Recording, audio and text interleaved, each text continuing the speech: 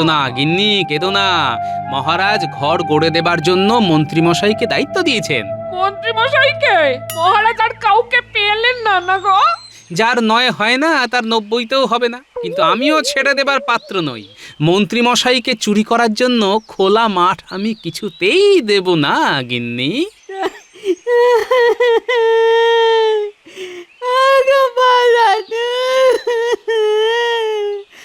আমাদের ঘরের চাল উড়ে গেছে। কাঁদিস না বাবারা, কাঁদিস না, আবার সব ঠিক হয়ে যাবে। এখন কিছুদিন ওই সুড়ঙ্গে আমাদের থাকতে হবে, বুঝলি? আর একটা কাজ করতে হবে। কি কাজ দাদু? শোন, তোদের কাজ হলো মন্ত্রীমশাই আর বটা ঘটার উপর নজর রাখা। ওরা কোথায় যায়, কি করে, সব খবর আমার চাই। ঠিক আছে দাদু, তোমাকে সব খবর দেব। আমরা আজ থেকেই নজর রাখবো। শুনিয়ে শুনিয়ে ঢেঁকুর তুলছে। হ্যাঁ হ্যাঁ হ্যাঁ, আমি খেয়াল করেছি। ইয়ে না মানে গোপালের মনে হয় খাওয়া দাওয়াটা একটু ভারী হয়ে গেছে। কি করব মহারাজ, এমন সুস্বাদু খাবার যেন এখনো মুখে লেগে আছে। গোপাল মনে হচ্ছে একেবারে কবজি ডুবিয়ে খেয়েছে। তবে শাস্ত্রে লেখা আছে অতি ভোজন স্বাস্থ্যের পক্ষে অত্যন্ত ক্ষতিকারক। বৃথাই বলা, গোপাল এসব কথা এক কান দিয়ে ঢোকাচ্ছে আর এক কান দিয়ে বার করে দিচ্ছে। না না না না, তা কেন হবে? ওই তো গোপাল খুঁটিনাটি শুনছে আর মিটি মিটি হাসছে। ওই হাসিটাই হবে মহারাজ। তবে গোপাল যা কিপটে, তাতে নিজে সবার খাবে, তবে সবার জন্য নিজে কিছু খরচ করবে না। আমি মন্ত্রী মশাইয়ের সঙ্গে একমত। এই কথা স্বীকার করতেই হবে, গোপাল কিঞ্চিত নয় বরং বাড়াবাড়ি রকমের মিথ্যব্যয়ী। এটা আমি কি শুনছি? তুমি নাকি কিপটে? এই তো টেকো ব্যাটা এবার আচ্ছা পেঁচে পড়েছে। তাই না হয় মেনেই নিলাম আমি কৃপণ, কিন্তু কিপটে কে নয় মহারাজ? তাই তো, এই প্রশ্নের এখন আমি কি উত্তর দিই? এই হলো গোপালের কারসাজি। যেই দেখলো নিজে আটকে গেছে, অমনি সবাইকে নিয়ে টানাটানি শুরু করেছে। না না না, ব্যাপারটা হেসে উড়িয়ে দেওয়ার মতো নয়। গোপালের প্রশ্নটা তো আমাকে বেশ ভাবিয়ে তুললো।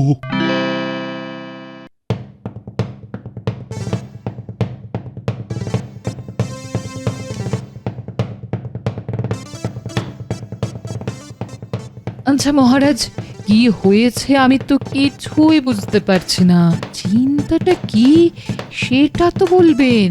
চিন্তা হলো আমার সভাসদদের মধ্যে কে সব থেকে বেশি কৃপণ সেটা আমায় জানতে হবে। ওহো, এই কথা! আমি ভাবলাম কি না কি। না না মহারানী, ব্যাপারটা ওরকম উড়িয়ে দেবার মতো নয়। এই একটা চিন্তাই সকাল থেকে আমাকে বিচলিত করে রেখেছে। তাহলে এখন কি করবেন আপনি মহারাজ? সেটাই তো ভাবছি। একদিকে মন্ত্রী তো অন্যদিকে আবার গোপাল। সভাকবি, সেনাপতি, অমাত্য, পণ্ডিত এদেরই বা বাদ দেবেন কেন মহারাজ? এই দেখো, তুমি তো দেখছি সব কেমন আমার গুলিয়ে দিলে। তবে আমার মাথায় একটা বুদ্ধি এসেছে। তবে আর চুপ করে বসে না থেকে বলো বলো, বলে ফেলো। আরে বুদ্ধিটা কি? আপনি বরং সভার সবাইকে কিছু না কিছু দিতে বলুন আপনাকে। যে যেমন দেবে তাই দেখেই আপনি বুঝে যাবেন কে কৃপণ আর কে দানি। তোমার যেমন বুদ্ধি রানী। আরে আমি চাইলে সবাই তো আমাকে খুশি করার জন্য বেশি বেশি দেবে, তবে আর আসল কথাটা জানবো কি করে? তবে তো আপনাকে কোনো সাধু সন্ত বা যোগী পুরুষকে ধরে আনতে হবে মহারাজ, যিনি হাত গুনেই আপনার প্রশ্নের উত্তর দিয়ে দেবেন। আরে আরে আরে, এইটা এইটা এইটা, এবার একটা বুদ্ধি যেন টুক করে উঁকি মারছে আমার মাথার ভেতরে। মনে হচ্ছে এতেই কাজের কাজটা হবে। হ্যাঁ, এ আবার আপনার কেমন হেঁয়ালি? না না না না, কোনো হেঁয়ালি নয়। তুমি শুধু আমি যা বলছি সেটাই প্রচার করে যাও।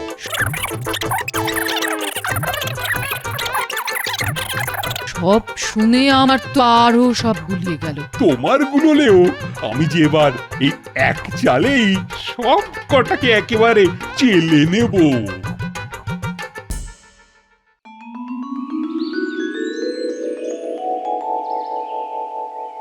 কি কি হলো? সবাই ওরকম উসকুস উসকুস করছো কেন? উসখুস তো করবেই মন্ত্রী মশাই। রাজসভায় মহারাজ নেই, মানে এ যেন অনেকটা ওই ধর আছে কিন্তু মুন্ডু নেই, তেমন ব্যাপার, তাই না? গোপাল ঠিকই বলেছে, রাজা না থাকলে রাজসভার হবে কি করে? কিন্তু ব্যাপারটা কি হলো সেটাই তো বুঝতে পারছি না। মহারানী খবর পাঠিয়েছেন, এক ত্রিকালজ্ঞ সাধু হিমালয় থেকে নেমে এসেছেন মহারাজকে গুরুমন্ত্র দেবেন বলে। তাই এক সপ্তাহ মহারাজ রাজসভায় আসতে পারবেন না। হঠাৎ করে মহারাজ আবার এইসব মন্ত্রতন্ত্র নিয়ে মাথা ঘামারে গেলেন কেন? বেশ তো চলছিল। কই, আগে তো এমন কিছু শুনিনি কখনো। আগে শোনি বলে আর কখনো যে শুনবে না এমন কথা কোথাও লেখা আছে না? মনে হচ্ছে মহারাজের মাথাটা আচ্ছা করে চিবিয়ে সাধু বাবা ভালোই মালকুড়ি গেঁড়াবে। চোরের মন তো বোঁচকার দিকেই পড়ে থাকবে। আপনি কি আর ভালো কিছু ভাবতে পারবেন? তুমি কি আমার কিছু বললে গোপাল?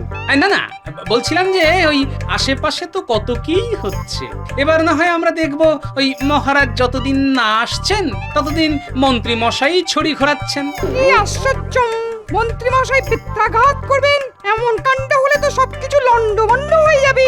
গোপালের যেমন কথা, শরীর কেন ঘোরাবো? আমি তো মহারাজের দেখানো পথে মন প্রাণ দিয়ে রাজকার্য পরিচালনা করব। আর আমরা মহারাজ কবে গুরুমন্ত্র নিয়ে ফিরে আসেন তার দিন গুনবো।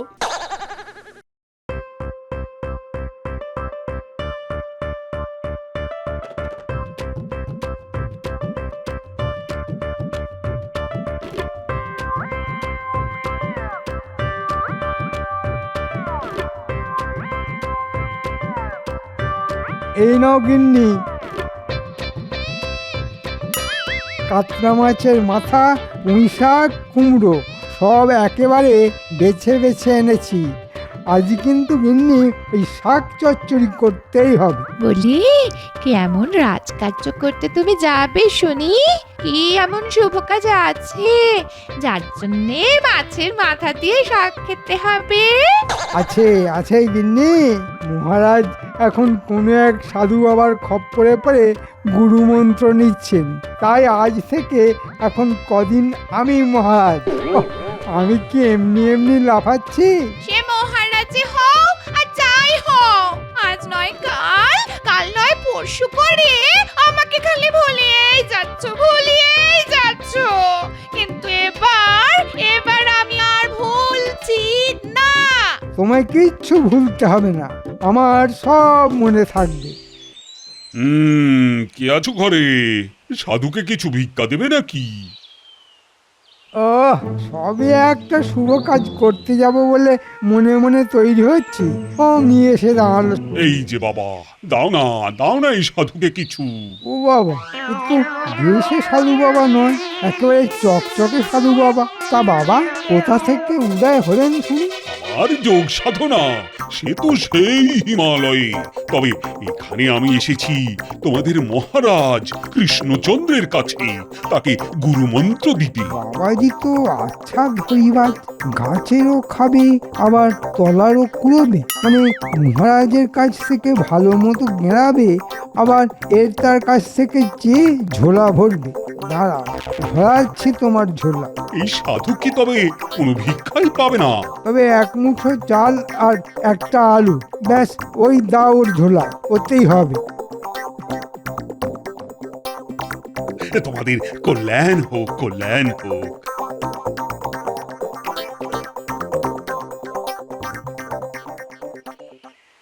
কই গো গিন্নি, দাও ঘ্যাঁট চচ্চড়ি ডালনা যা হোক কিছু একটা দিয়ে চাটি ভাত দাও দেখি, আমার যে বড় দেরি হয়ে যাচ্ছে। তাই বলো, আমি তো ভাবলাম মহারাজ তোমাকে দেখেই একেবারে গদ হয়ে তোমার মাইনে বাড়িয়ে দেবেন। সে মহারাজ হলে না হয় হতো, তবে মন্ত্রী মশাই কি আর অত সহজে ঘাড় পাতবেন?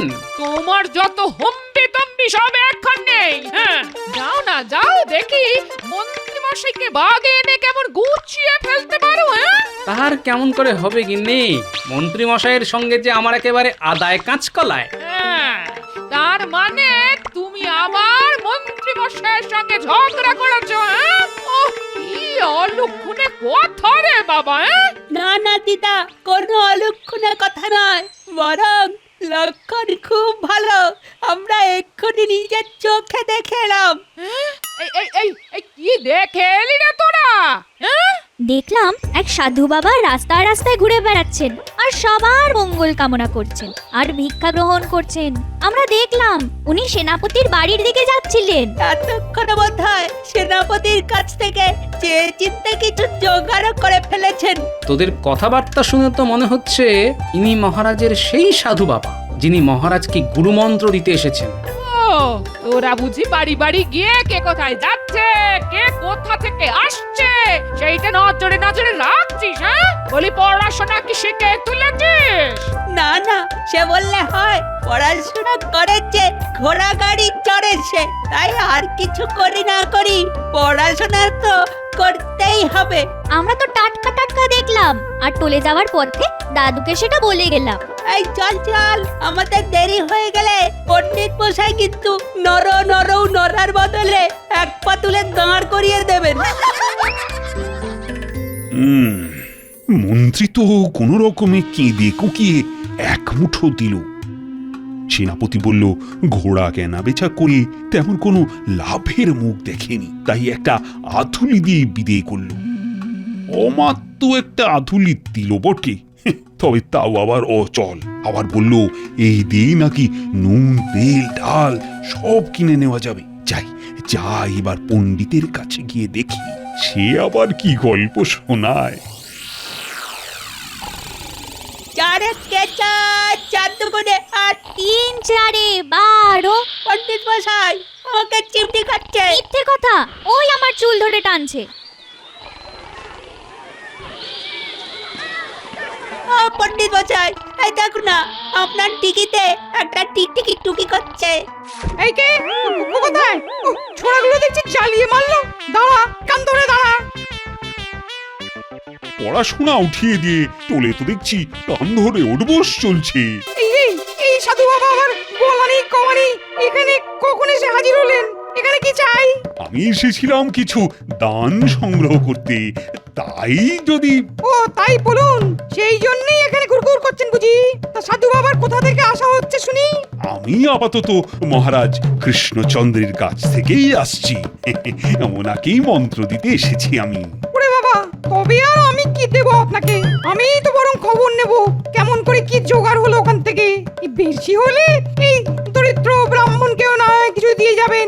এই মরেছে, এ তো দেওয়ার বদলে নেওয়ার কথা বলছে। তবে কি কিছুই পাবো না আমি? এসেছেন তখন খালি হাতে কি আর ফেরানো যায়? এই নিন 2টো বাতাসা, পথে ঘুরে ঘুরে ক্লান্ত হয়ে গেলে চিবিয়ে জল খেয়ে নেবেন।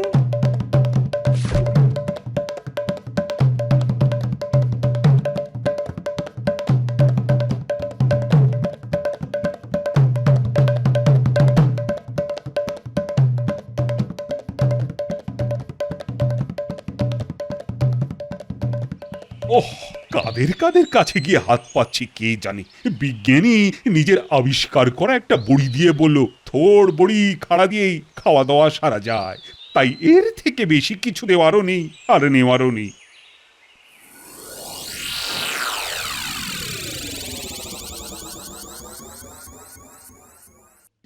এ কি, এ যে দেখি সাধু বাবা, এনার কাছেই মন্ত্র নেবেন নাকি আমাদের মহারাজ? একদম ঠিক, একদম ঠিক। আমি মহারাজের কাছেই এসেছি, তবে এখন আমি পথে পথে দান গ্রহণ করতে বেরিয়েছি। মহারাজের কাছেই যখন আতিথেয়তা গ্রহণ করেছেন, তবে আর দানের কি প্রয়োজন? ঠিকই তো বলেছ রাজবৈদ্য, মহারাজ দেবেন কাঁড়ি কাঁড়ি, তাতেই হবে ঝোলা ভারী। না না না না, আমি সাধু সন্ন্যাসী মানুষ, এই ভিক্ষাবৃত্তি করেই তো চলে আমার, তাই স্বভাববশতই বেরিয়ে পড়েছি। সে না হয় ভালোই করেছেন, তবে ঘোরাঘুরি করে এমন কিছু জোগাড় হলো কি? হয়েছে কিছু কিছু, তবে আরো কিছুর জন্য আমি তোমাদের কাছেই হাত পাচ্ছি। এ কি জ্বালা, থালা ভর্তি আনাজ দেখে বলেন দেনা দেনা। না না না, আপনাকে যদি দিয়েই দিই তবে আমার চলবে কি করে ভাই? তাই আপনিও যান, আমিও যাই। তা কিছুই কি পাবো না? এতই যখন চাইছেন এই নিন। তখন এই নিন একটা ছোট্ট দেখে আলু। বাবা, আমিও তেমনি চালু। আমি আর কি দিই, আমি বরং এই 1 পুড়িয়া ভেষজ চূর্ণ দিয়ে দিচ্ছি। এটা খেলে খাওয়ার পরে হজম হবে অতি সহজে। চেয়ে চিনতে তবে এই জুটলো এতক্ষণে। দেখি দেখি আর একটু এগিয়ে দেখি।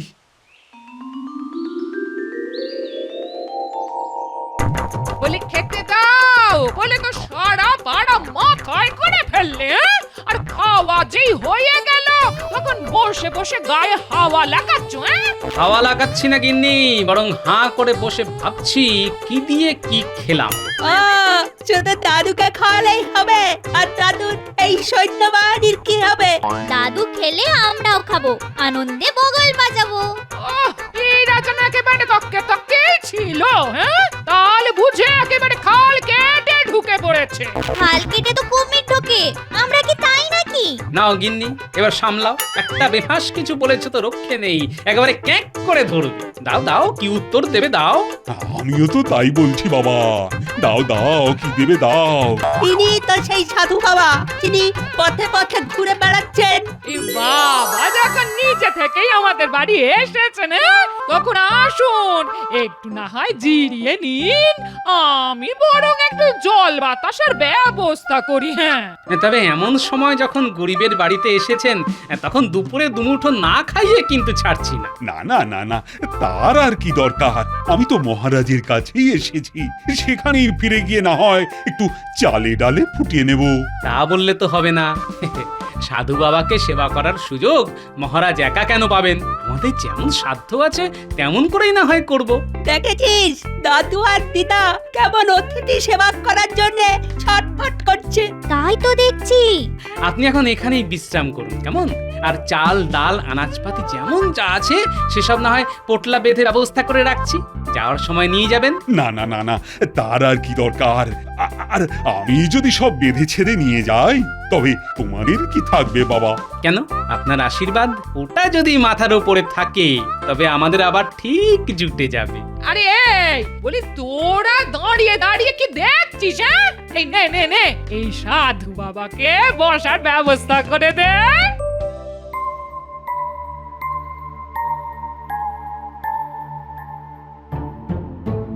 মনে হচ্ছে মহারাজের মাথাটা একেবারেই খারাপ হয়ে গেছে।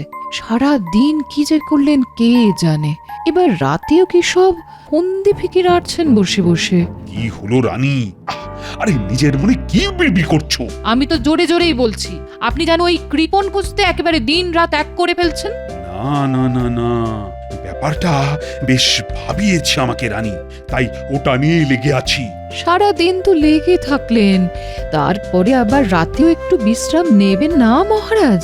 সবার কাছ থেকে শুধু দান গ্রহণ করলে হবে? তাদের তো দিতেও হবে কিছু। আপনি যে কি বলছেন আমি কিছুই বুঝতে পারছি না। তবে আমি বেশ বুঝতে পারছি, কাল রাজসভায় বেশ একটা শোরগোল হবে।